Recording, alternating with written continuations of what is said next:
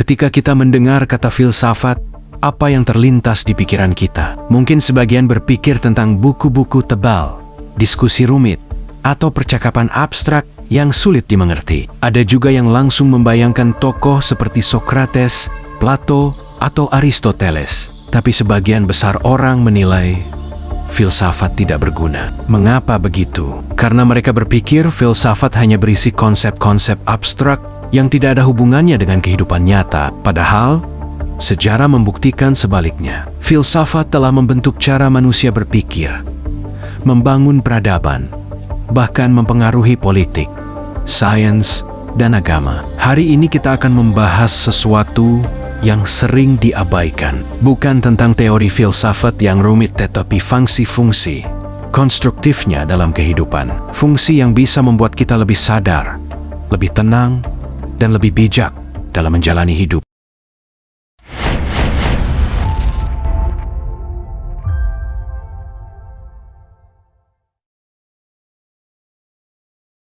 Untuk memahami fungsi filsafat, kita harus tahu dulu apa itu filsafat. Filsafat berasal dari bahasa Yunani, philosophia, yang berarti cinta kebijaksanaan. Cinta di sini bukan cinta romantis, tapi dorongan untuk terus mencari, memahami, dan belajar. Aristoteles, salah satu tokoh paling berpengaruh dalam sejarah filsafat, menulis bahwa semua manusia secara alami ingin tahu. Rasa ingin tahu ini adalah titik awal filsafat. Anak kecil yang bertanya, "Kenapa langit biru?" atau "Mengapa kita harus mati?" sebenarnya sedang melakukan kegiatan filosofis. Jadi, filsafat bukan sesuatu yang asing. Ia ada dalam diri kita sejak kecil.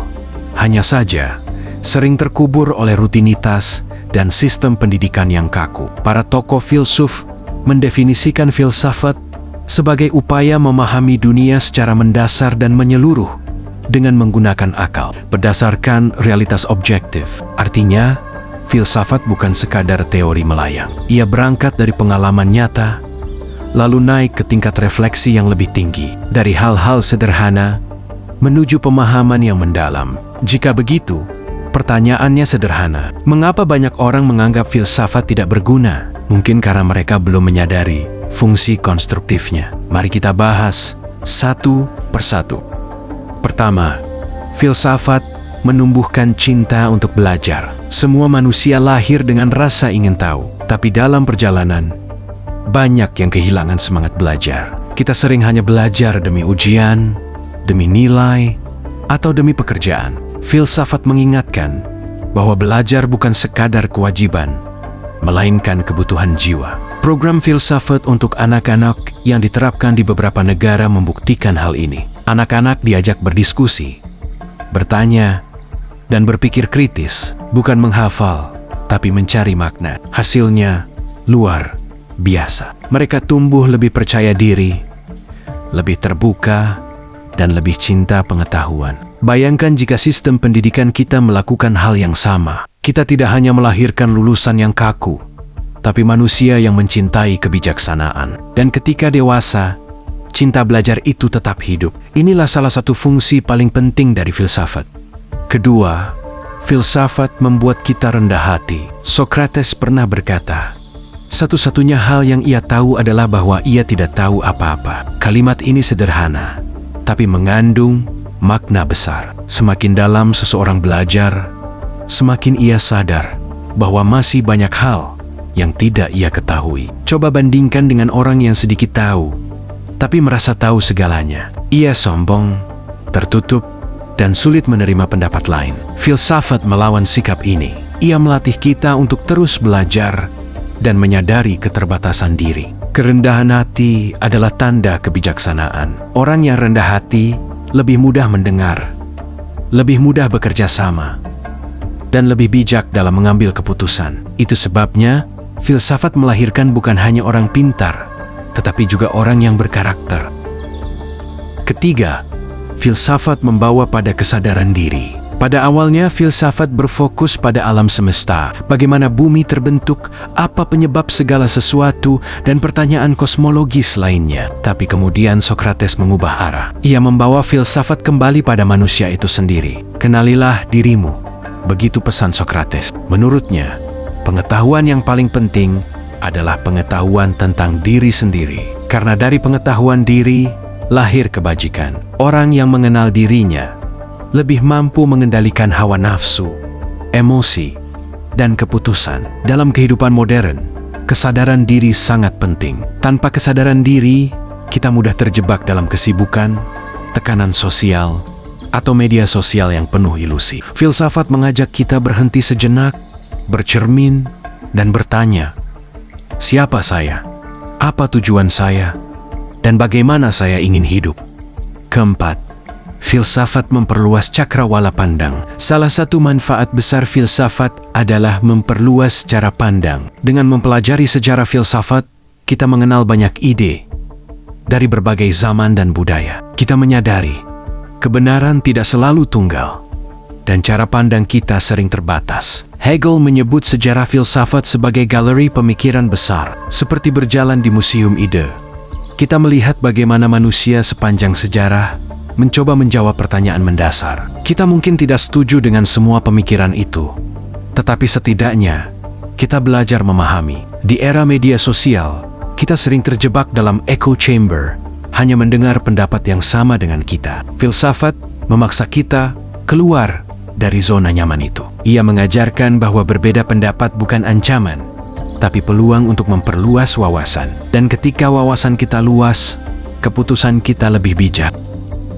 Kelima, filsafat memberikan ketenangan. Epicurus mengatakan, filsafat adalah obat untuk jiwa. Seperti medis menyembuhkan tubuh, filsafat menyembuhkan pikiran. Mengapa demikian? Karena banyak penderitaan manusia berasal dari pikiran yang kacau, keinginan yang berlebihan, dan kekhawatiran yang tidak perlu. Filsafat membantu kita membedakan antara kebutuhan nyata dan keinginan palsu. Ia mengajarkan bahwa kebahagiaan sejati bukan dari harta berlimpah atau jabatan tinggi, melainkan dari hidup sederhana dan jiwa yang tenang. Bayangkan orang yang selalu gelisah, khawatir tentang masa depan, atau iri dengan pencapaian orang lain. Dengan filsafat, ia belajar menerima, memahami penyebab, dan mengarahkan hidup pada hal-hal yang begitu penting. Hasilnya adalah ketenangan batin, sesuatu yang sulit dibeli dengan uang.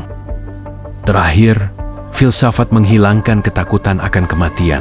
Manusia selalu takut pada kematian, takut kehilangan hidup, takut meninggalkan orang yang dicintai, atau takut menghadapi sesuatu yang tidak diketahui. Tapi filsafat menawarkan perspektif yang berbeda. Socrates memberi contoh luar biasa. Ketika dipenjara dan dijatuhi hukuman mati, ia bisa saja melarikan diri. Temannya, Crito, bahkan mendesaknya untuk kabur. Tapi Socrates menolak. Menurutnya, melanggar hukum adalah salah, meski untuk menyelamatkan nyawa. Ia lebih memilih mati dengan benar daripada hidup dengan salah. Inilah keberanian sejati, keberanian yang lahir dari filsafat. Savater, seorang filsuf modern, mengatakan, takut pada kematian sama tidak masuk akalnya dengan takut pada masa ketika kita belum lahir. Dengan pandangan ini, kematian tidak lagi menjadi momok menakutkan. Ia hanya bagian dari kehidupan. Dan orang yang memahami ini, hidupnya lebih berani, lebih bebas, dan lebih bermakna.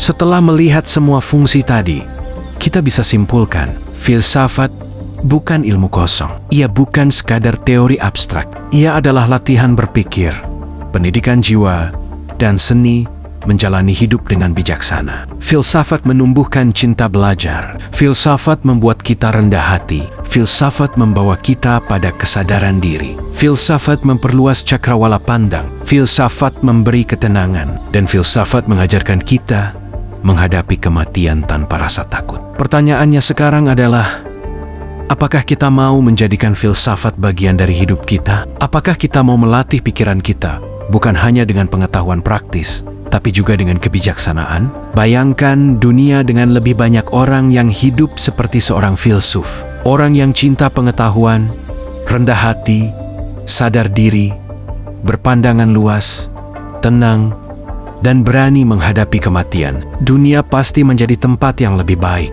Jadi, Jangan anggap filsafat jauh dari kehidupan kita. Ia dekat, ia ada dalam setiap pertanyaan mendasar yang kita ajukan, dan ia membantu kita menjalani hidup dengan benar.